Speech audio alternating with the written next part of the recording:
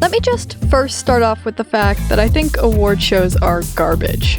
I never watch them, I don't care about them, I don't ever vote for things. Participating in certain groups winning awards is not a part of my personal fan experience. And this is not going to be a video about me gushing over Treasure and how they're so amazing and better than anyone ever, and how this one member is just so damn cute. If you want to watch that kind of video, I am certain it exists somewhere on YouTube. This video is going to be about YG Entertainment, and how they set Treasure up for success, from their debut until early December, when this highly coveted Rookie of the Year award is given out.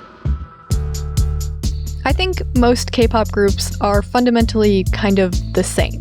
They're handsome boys, they sing, they dance, they rap, it's a good time.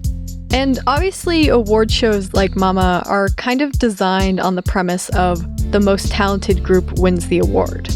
But talent, and art in general, is highly subjective. And I think more often than not, groups win these awards not because they're necessarily better than anyone else, but because they have the most effective marketing that attracts a large fan base and a lot of attention. Again, I'm not saying that Treasure is untalented or doesn't deserve the award. They're very good. But I think more than any other K-pop label, YG kind of kills it with marketing debuts. This is a graph of all the boy group Rookie of the Year nominees since 2014. And you can see that every year YG debuted a new boy group, they have won. The common strategy for debuting a new group seems to have two options.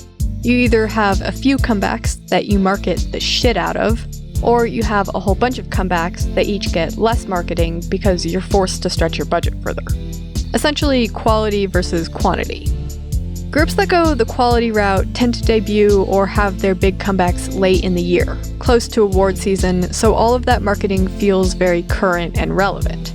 While quantity groups tend to debut earlier, giving them a whole bunch of time to fit in all those comebacks before December, making them feel like much more established groups by award season.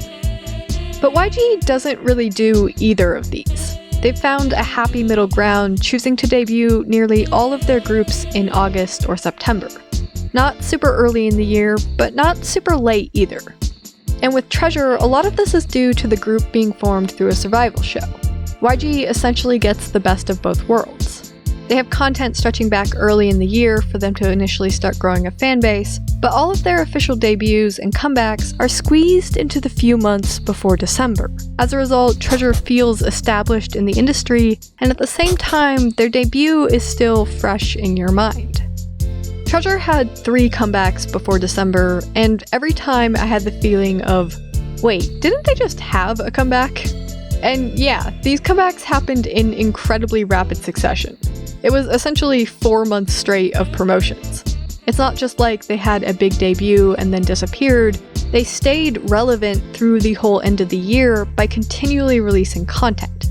As a result, YG can kind of ride on the marketing of the last comeback and build upon it, instead of starting from square one, where nobody's thought about the group for months and you need fans to pay attention again. YG got our attention, and then they held it. And something funny happens when you look at the track list of all of these releases. They're only 2 songs long. This is actually super clever, and I think YG has set somewhat of a precedent, and we'll see more of these mini single albums in the future. This would normally be 1 EP, with 1 comeback. But YG took this 1 EP and stretched it over 4 months of promotions. Treasure actually had a music video for every single song they released in 2020. Official music videos for the 3 title tracks, and cheaper, more low-key ones for the B-sides. And normally a label would never do this. It's counterproductive and a waste of money to release a music video for every single song. The music videos are there to market the album, so you pick 1 or 2 songs to be the music videos for each comeback. But because the albums are only 2 songs long, YG gets away with promoting everything. And what's even more amazing? They sold all of these albums for basically full price. Like, oh my god, you guys! They made so much money off of this. Nobody would buy a 6-song EP for $90. but apparently, by far the most important piece of marketing for a new group is their debut music video. And so I want to do a little bit deeper analysis of Boy. The lyrics of the song can sort of be interpreted in two ways. The first is a romantic relationship between a boy and a girl. We've heard this a lot in pop music. He was a boy, she was a girl. Can I make it any more obvious? It's basically the quintessential pop story. The second interpretation is that the boys are them, Treasure, and the girl is you, the audience member. The song ends with the line, "I'm gonna be your boy," a declaration of sorts that they want to be and will be your boys, your favorite boy group. And what I think is truly amazing about Boy from a marketing perspective is that they literally tell you who they are and who their target market is. Essentially, a target market is when a company selects a very specific demographic or type of person to market their product to. People tend to think that marketing is for everyone, that a company should aim to make anyone and everyone their customer. But oftentimes, it's a much more effective use of your money, especially if it's a new product, to only market your product to the one specific type of customer who is most likely to buy it. And when I think about target markets, I like to imagine what these products would be if they were a person. So what would Treasure's Boy be like if it was a person?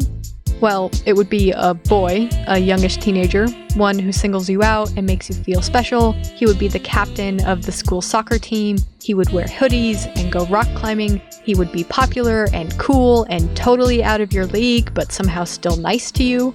And I don't know what this boy's name was at your grade school, but at mine his name was Nick. And if you want to know what Treasure's target market is, you just have to ask, who likes this boy?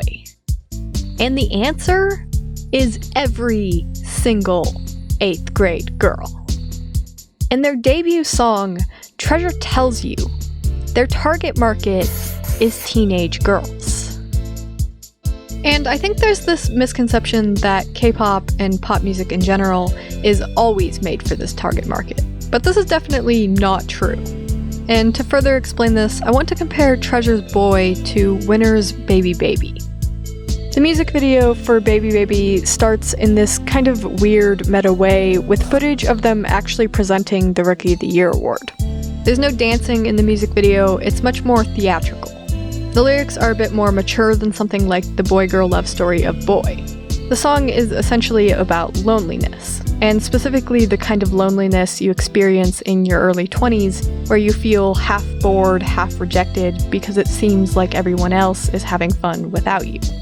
The entire music video takes place at night, at parties and bars. They drink, they make out with girls, there's an off-screen sex scene. Overall, it's a very different song and music video compared to Boy. And all of this is because Winner has a completely different target market from Treasure. So what would Baby Baby be like if it was a boy? Well, first off, Baby Baby isn't a boy, Baby Baby is a man of legal drinking age. He has a career he hates, he's in a lot of debt, he wears button-up shirts but like rolls the sleeves up part of the way, you know what I'm talking about.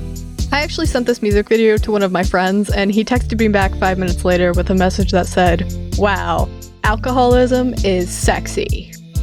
And who likes this guy? Well, me.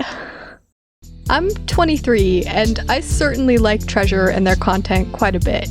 But I like Winner a lot more. And of course I do. They made content for me.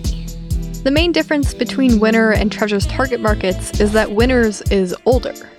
And I think when you get right down to it, this is really what differentiates these two, despite the fact that they're both incredibly polished YG boy groups.